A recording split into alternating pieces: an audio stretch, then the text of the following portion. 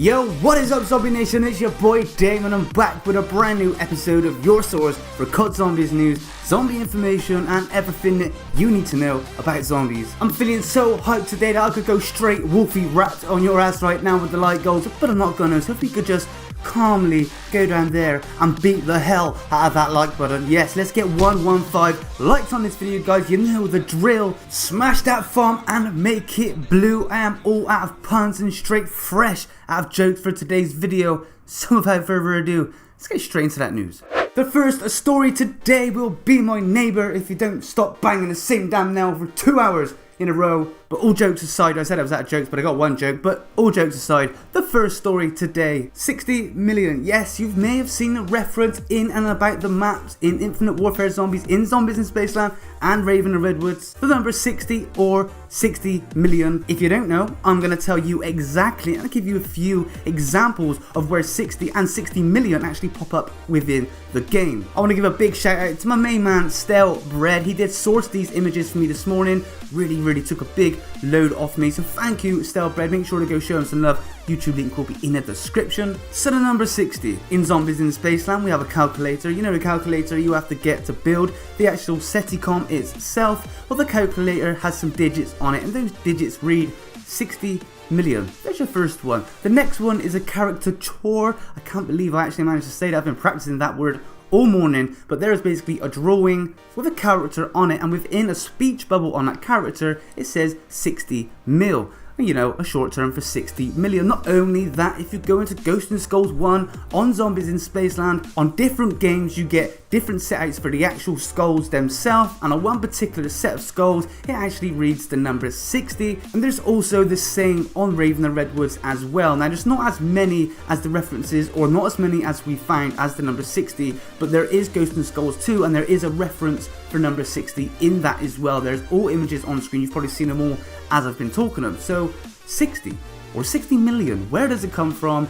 Why is it in the game and why is it so repetitive? I believe there may be a few more references within the map somewhere, but I know there's at least one, but I can't for the life of me think exactly where it is. So the number 60 is an awesome story and deserves a full video on its own. So if you're going to want to see a full video on this, because I'm only going to break it down shortly, if you want to see a full video, make sure you let me know within the comments because it's an amazing story. Now this starts with somebody called David Crane. David Crane is a game programmer, a game designer. He was actually at one point for many years co-founder at Activision. Now David Crane many years ago first joined a game company called Atari. Now you know Atari, there's a picture on screen now. If you're a child you'll probably have no idea what it is, but it's basically one of the first games company, one of the first major game companies out there. Well, David Crane joined Atari in 1977. Now without going too far into the story, the whole company was in a bit of a wreck and it wasn't selling many games. And David Crane kind of rescued Atari and done such an amazing job bringing it back onto his feet. But the problem was David Crane, who was not the only game designer by the way, there was a little group known as the Gang of Four apparently. Well, David Crane actually found out how much Atari was making on some of the game sales, and when he looked into it, it seemed like the games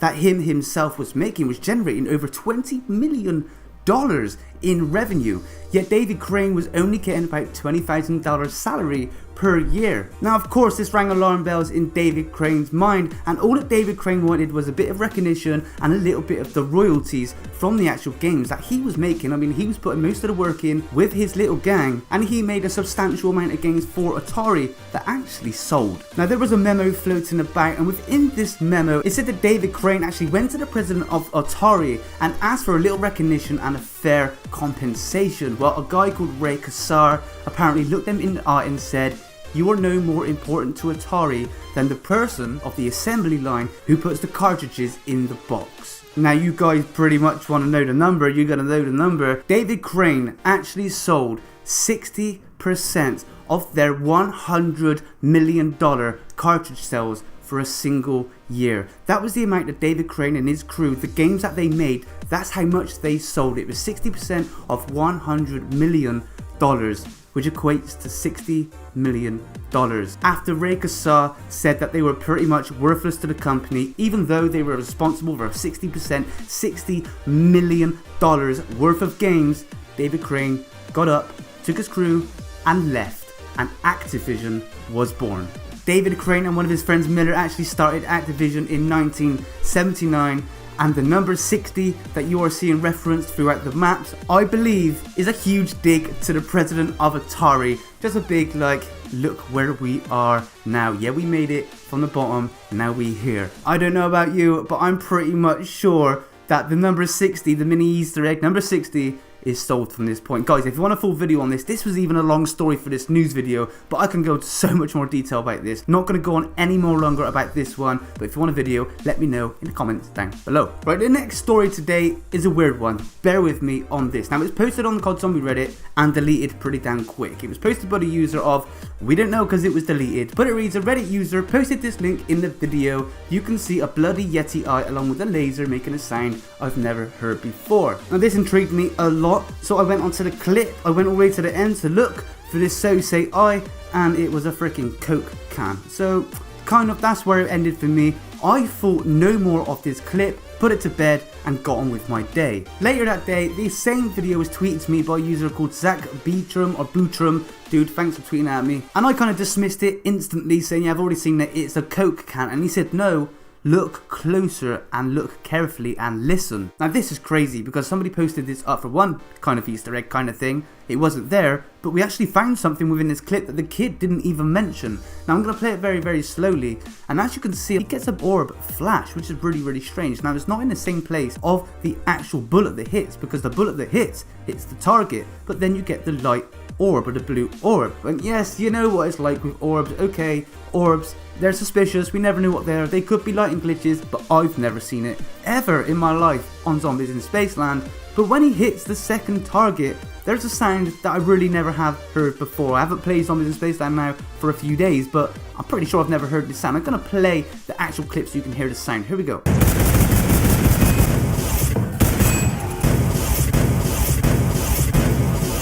Now that's a very suspicious sound to me. Now unfortunately, there is no kind of context beyond this video whatsoever. It's not from a PC, it's legitimate gameplay. It was actually taken from the Xbox DVR website. The user that posted it on his Xbox goes by the name of The Accountant G6, I believe. I've actually messaged this guy with no response so far. I'd really like to know what he'd done before he actually got on the roller coaster. But I thought I'd bring this one to you guys. It's suspicious. If you guys can confirm if you've ever had it before or not, because if we have, I think it's well worth messaging this guy again and trying to get the information out of him of exactly how or what he did before he actually got on the roller coaster to make this happen, or at least we can debunk it as some sort of glitch, a suspicious glitch that happened 3 times in a row, which is a strange one. But yeah, I thought I'd bring that to you guys. Let me know what you think about this one in the comments down below. The next story today, this is a kind of a filler. I might even take it out towards the end, I'm not sure, but we've just had an update for Infinite Warfare. There are no patch notes for zombies. There's no patch notes. So you're probably thinking now, Dame, so why are you bringing this to us? Come on, Dame, we do want to hear this. But within the update, we had the Emblem Editor as well. And again, it's kind of not zombie related, but we've got it in the zombie quartermaster barracks sort of place, so we can still make our emblems. And I'm not going to talk about that much more because, I mean, it's not hugely zombie related. But one more thing on the subject. I'm going to be adding a new little series into the zombie news series, and it's going to be Emblem of the Day or Emblem of the Episode, some sort of punny name like that. Post your emblems, your homemade emblems, to me at DameAndThatGame on my Twitter. I want to see your emblems. I'm going to be featuring one emblem per news video at the end with your name in the description. So if you want a chance to be put into this video, make sure you can make your best zombie related emblems and send them to me on Twitter. If it's not zombie related but it's extra cool, then I still may cover it in the video. So if you want to have a chance to win, guys, Twitter at DameAndThatGame, make your emblems, take a screenshot, send them to me with your YouTube link or your Twitter link, and you will be entered in for a chance to make it into one of these news videos. And the last story today, Black Ops 3. Yeah, Black Ops 3, you know that game? Of course you know that game. We love that game. So Black Ops 3 just had an update. It was patch 1.21. It was 1.3 gigabytes on the PlayStation 4, and on the Xbox it was 2.1 gigabytes. There's a huge difference there. We have no idea. And again, there was nothing for zombies, but brought to my attention on the COD Zombies Reddit, big shout out to the one with 45, yeah, that is his name. Well, a guy was streaming on YouTube, the user All About Ruptic, and he had a new weapon pop up in the mystery box on their Eisendrag. Now, before I say new weapon, this weapon is within Black Ops 3. It's actually the Spike launcher from Rise and Fall, and I believe another campaign mission as well. I should know because I've done it before, but there was a lot of tease back in the day that this was going to be a weapon in Zombies, but it never was, to be honest. Well, it's all about Ruptic, and one of his friends actually managed to do this particular glitch in the PlayStation 4, by the way. So this is not PC or modded, this is legitimate in PlayStation 4, and they managed to get the Spike launcher pop up in the mystery box. Now, this is the first time we've seen this. Yes, of course, it was glitched out. This has only seemed to be happening after the recent update, which is what is making it so suspicious. These guys have been doing this before the update, nothing was found. After the update, we find the Spike launcher. I mean, we don't know as of yet, though we do know we had some pretty big updates for Black Ops 3 but on both consoles, yet we didn't actually get a lot within it. So it seems like there should be more than we've actually got, and the patch notes are pretty slim, to be honest. So I'll keep you updated on this story, guys. Who knows if this one was a real glitch, a very strange glitch nonetheless, let's be fair, or could it be a brand new weapon? Let me tell you, that will rekindle my love, and I'll be going straight back there for a good few games to use that Spike launcher. And that's all the news I've got time for today, guys. I've got a couple of more tiny little bits of stories, but I might save them for another video because they're not completely sussed out yet. Again, if you want to see that 16 million video, then let me know, because I'm really interested in making that one. Today's winner for the emblem, this was not entered, he did not enter, I just found this and I thought it was absolutely amazing,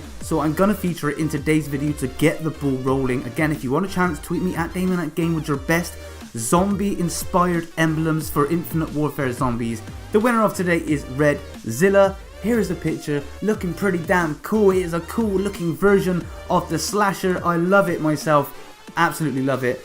If you want to copy this one, then try and copy it. Redzilla, if you manage to comment on top of this video, make sure you tweet me, please, your YouTube or your Twitter, so I can put it in the description down below. There's going to be a lot of people interested in you after seeing this. So big shout out to you for making it into today's video. Good sir. Guys, you've been absolutely awesome. Don't forget, we're trying to hit that like goal today of 115 likes. So don't forget to go down there and make that thumb blue. You know how we do, because you are the crew. Yes, thank you so much, guys, for making it out today, coming and showing your support. But this has been another episode of your source for COD Zombies news, zombie information, and everything that you need to know about zombies. Yo, until the next video, this is your boy Dame.